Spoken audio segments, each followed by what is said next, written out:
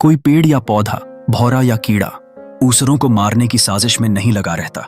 वे अपने अंदर तनाव नहीं पालते, इसलिए वे अपनी प्रकृति के अनुसार पूर्ण रूप से काम करते हैं। लेकिन सिर्फ मनुष्य अपने सिद्धांतों को दूसरों पर थोपने का प्रयास करता है। जो लोग उससे सहमत नहीं होते, उनके प्रति मनुष्य का संघर्ष शुरू हो जाता है।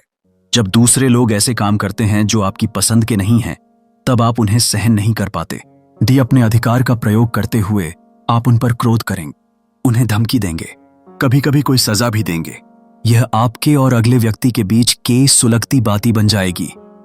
आपका गुस्सा किसी चट्टान पर हो सकता है, भगवान पर हो सकता है, दोस्त पर हो सकता है, गुरु पर भी हो सकता है। आप यही तो सोचते हैं कि दूसरों के कारण से ही आपको गुस्सा आता है। लेकिन सोचिए, क्रोध किसका गुण है? वह कहां पैदा होता है? बाहर? जी नहीं, वह आपके अंदर जड़ जमाए हैं। उसे स्वयं आप अपने अंदर ले आए हैं। आपने सोचा था कि क्रोध भी एक शक्ति है, उसके द्वारा कई चीजों को प्राप्त कर सकते हैं। यही सोचकर आपने क्रोध को एक हथियार बना लिया था। लेकिन इस हथियार का दूसरों पर प्रयोग करते समय वह उन पर जो असर डालता है, उससे ज्यादा असर आप पर ही तो डालता है।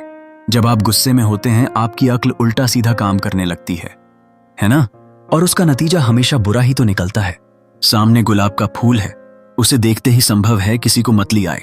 इसका दोष गुलाब का है या उस व्यक्ति का? आपके क्रोध का मूल कारण अगला व्यक्ति नहीं, बल्कि आप हैं।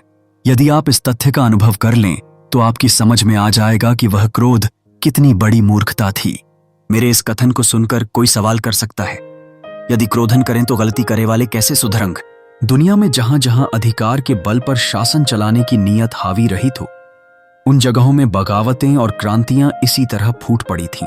आप ही बताइए, क्या आप उन लोगों को पसंद करते हैं जो आप पर हुकूमत चलाना चाहते हैं, या उन्हें जो मित्र की भांति कंधे पर हाथ डालकर आपको अपने आगोश में लेते हैं? हर एक जगह पर अलग अलग ढंग से काम करना पड़ सकता है, लेकिन आपकी मूल प्रकृति जो स्नेह है, उसे छू के बिना स्नेह को बनाए रखिए।